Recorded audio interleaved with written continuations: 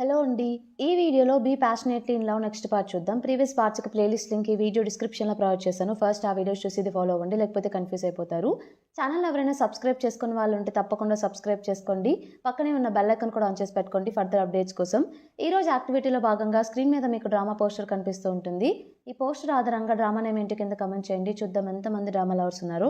Episode స్టార్టింగ్లోనే చన్ ఇంకా zoo ఇద్దరు కలిసి బ్రేక్ఫాస్ట్ చేస్తూ ఉంటారనమాట. వాళ్ళు బ్రేక్ఫాస్ట్ చేసే సమయంలో అప్పుడే అక్కడికి మిస్టర్ ఫో ఇంకా జూ ఇద్దరు వస్తారు. మిస్టర్ ఫో వచ్చేసి చన్ ఇలా క్వశ్చన్ చేస్తూ ఉంటాడు. నువ్వు ఇంతకుముందు కమర్షియల్స్ చేసావు కదా, నాకు హెల్ప్ చేస్తావా అంటే వెంటనే మన చన్ దానికి నో చెప్తాడనమాట. అవి నాకు ఇష్టం ఉండవు అని చెప్పేసి. అదేంటి అలా అంటావు, నాకు ఆల్రెడీ జూ చెప్పింది నువ్వు మనీ ఎర్న్ చేయడానికి ఆపర్చునిటీస్ కోసం చూస్తున్నావు అని చెప్పేసి.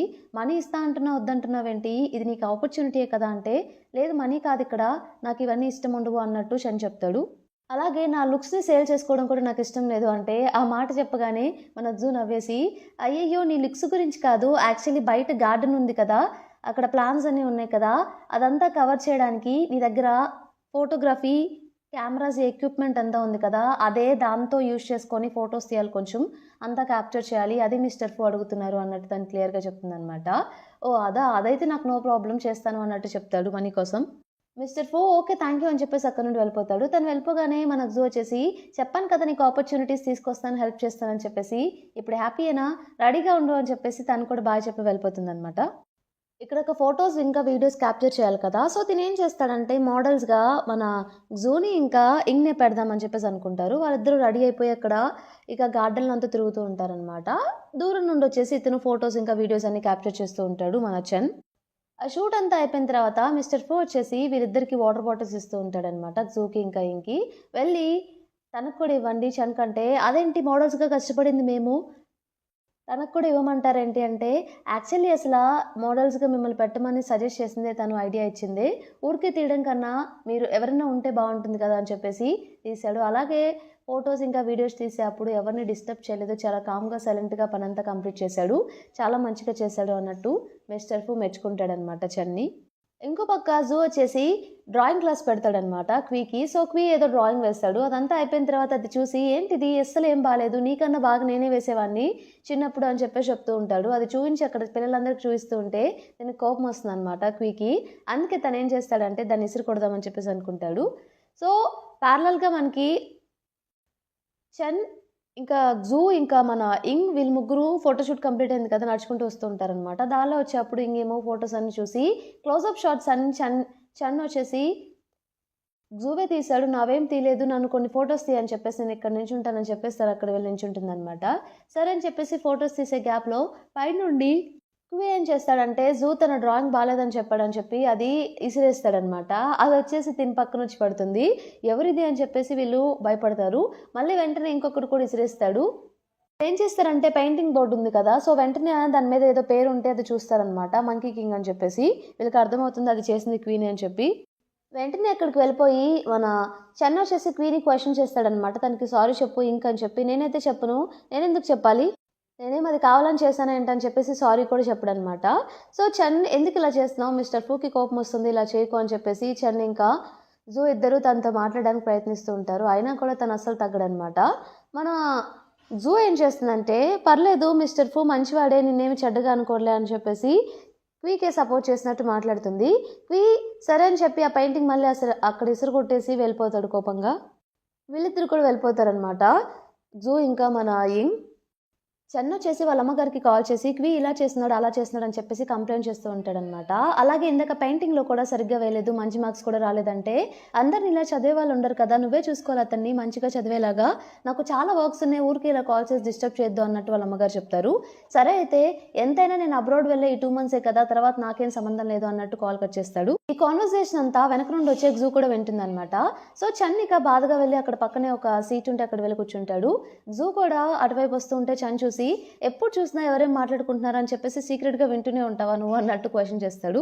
తనేమో అదంతా కాదు, అనుకోకుండా జరిగింది, నేనేం కావాలని చేయలేదని చెప్పేసి వెళ్ళి చన్ పక్కన కూర్చుంటుంది అనమాట జూ.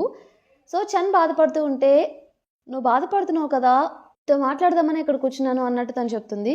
అదేం పర్లేదు అన్నట్టు చన్ అంటాడు. జూ వచ్చేసి మా అమ్మగారు కూడా అంతే ఎప్పుడు చిరాకు పడుతూ ఉంటారు. ఏదో ఒకటి అంటూనే ఉంటారు. బట్ అట్ ద ఎండ్ తనకి నా మీద చాలా ప్రేమ ఉంది. నాకు ఆ విషయం బాగా తెలుసు. నీ విషయంలో కూడా అదే జరుగుంటుంది కన్ఫర్మ్‌గా. నువ్వేం బాధపడకు అని చెప్పేసి చెప్తూ ఉంటుంది.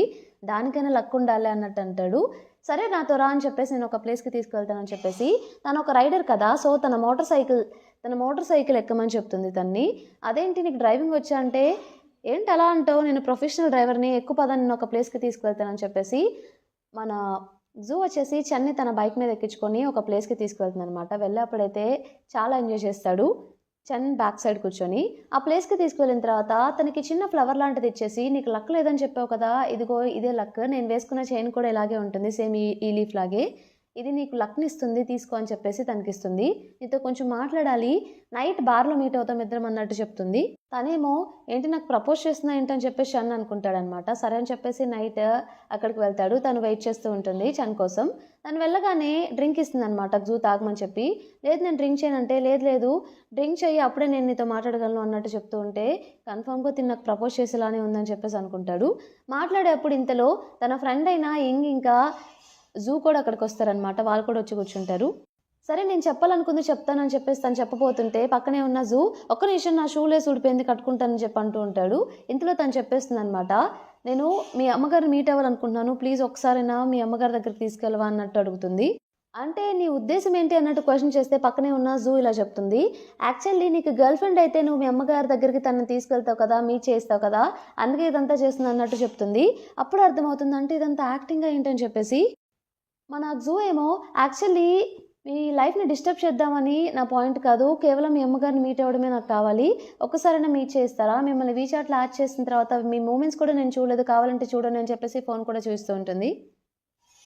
ఈ మాటలకి తనేమో సర్ప్రైజ్ అవుతూ ఉంటాడనమాట. ఇదేంటి తను ఇలా మాట్లాడుతుందని చెప్పేసి.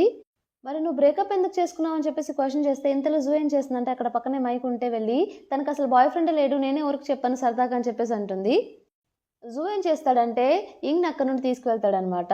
సో వీళ్ళిద్దరు ఇలా మాట్లాడుకుంటూ ఉంటారు. చన్ ఇంకా జూ. "మా అమ్మని మీట్ అవ్వడానికి నిన్ను నేను లవర్‌గా అయితే చేసుకోలేను కదా!" అంటే, "నాకు ఆ ఇంటెన్షన్స్ ఏమి లేవు. నాకు కావాల్సింది మీ అమ్మగారిని మీట్ అవ్వడమే. అదొక్కటే ఇంతకన్నా ఏం లేదు" అన్నచ్చు తను చెప్తూ ఉంటుంది.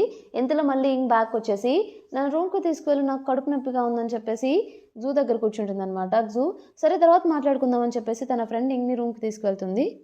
ఇక వీళ్ళిద్దరు కూడా వెళ్ళిపోతారనమాట. జూ ఇంకా మన చన్ వాళ్ళ రూమ్‌కి. రూమ్ లోపలికి వెళ్ళగానే మన జూ వచ్చేసి నవ్వుతూ ఉంటాడనమాట. "నీ ఫేస్ కట్స్ చూసి ఏ అమ్మాయినా పడిపోతుందని చెప్పావు కదా! ఇప్పుడు చూసావా అమ్మాయికి అసలు ఆ ఇంటెన్షన్ లేదని చెప్పింది. నాకైతే అసలు ఫుల్లుగా నవ్వొస్తుందని" చెప్పేసి ఏడిపిస్తూ ఉంటాడు. చెన్నేమో ఇక బెడ్ మీద కూర్చొని అప్పుడే బాత్ చేసి, ఏంటి తిను ఇలా చేసిందని చెప్పేసి అప్పుడే తన మూవ్‌మెంట్స్ చూద్దామని చెప్పేసి అనుకుంటాడనమాట. తన అకౌంట్ ఓపెన్ చేసి మూవ్‌మెంట్స్ చూస్తూ ఉంటే అప్పుడే తను హాయ్ అని చెప్పి మెసేజ్ చేస్తుంది.